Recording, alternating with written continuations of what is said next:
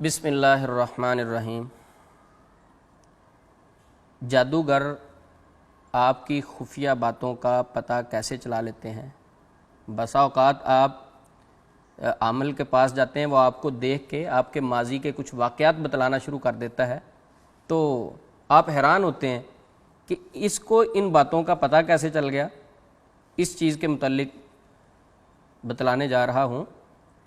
مسلم شریف کی حدیث ہے، نبی مکرم صلی اللہ علیہ وسلم نے فرمایا، ہر انسان کے ساتھ ایک جن ہوتا ہے جس کو حدیث کی زبان میں ہمزاد کہا جاتا ہے۔ وہ ہمزاد ہمارا چور ہے، ہماری ہر خبر سے واقف ہوتا ہے۔ بلکہ نبی صلی اللہ علیہ وسلم سے ایک صحابی نے پوچھا، اللہ کے نبی آپ کے ساتھ بھی؟ آپ نے فرمایا ہاں میرے ساتھ بھی، لیکن جو میرے ساتھ ہمزاد تھا، جن تھا، وہ میرا مطیع اور فرما بردار ہو گیا، اب وہ مجھے اس طرح کی چیز کا حکم، برائی کا حکم نہیں دیتا، وہ میرا مطیع اور فرما بردار ہو گیا۔ اب یہ جو جن ہے ہمزاد انسان کے ساتھ ہوتا ہے، یہ حقیقت میں ہمارا چور ہے۔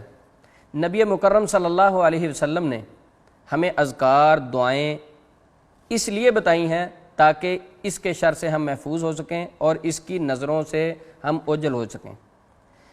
ہوتا کیا ہے، ہمارے اوپر کسی نے جادو کر دیا، آپس میں گھر میں بیٹھ کے اپنے کزن کے ساتھ، دوست کے ساتھ، کسی سے ہم مشورہ کرتے ہیں۔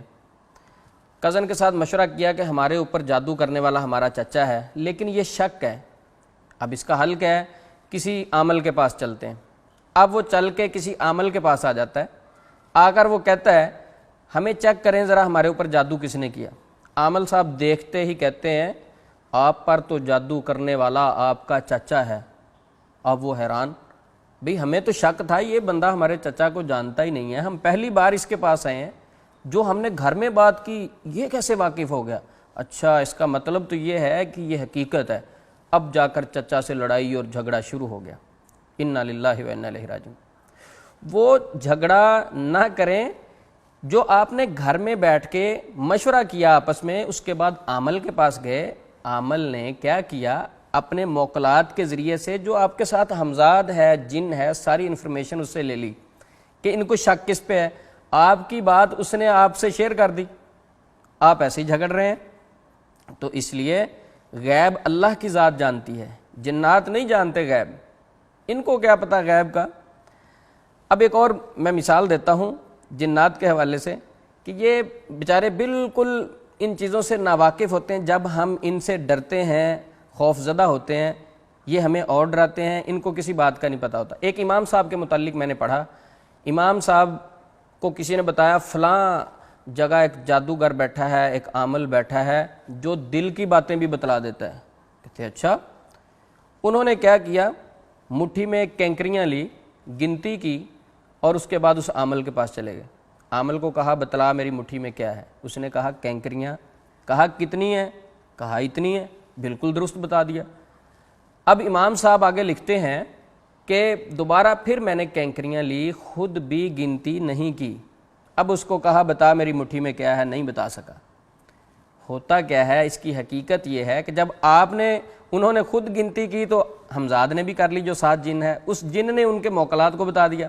اب دوسری بار جب گنتی خود انہوں نے نہیں کی، ہمزاد نے بھی نہیں کی، اب وہ بات ان سے چھپی رہی، اب وہ نہیں بتا سکا۔ ہوتا کیا ہے، جو باتیں ہم مشورہ کرتے ہیں پھر عمل کے پاس جاتے ہیں، وہ ہمارے ہمزاد سے ہماری باتیں پوچھ کے بتا دیتا ہے، ہم کہتے ہیں بھی بڑا یہ پہنچا ہوا ہے۔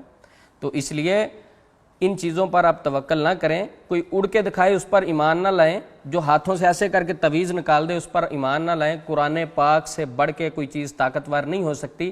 میرے رب نے بھی یہ اعلان کیا، لو انزلنا هذا القرآن على جبل لرأيته خاشعا متصدعا، کہ اس قرآن کو میں پہاڑوں پر نازل کر دوں تو وہ ریزہ ریزہ ہو جائیں۔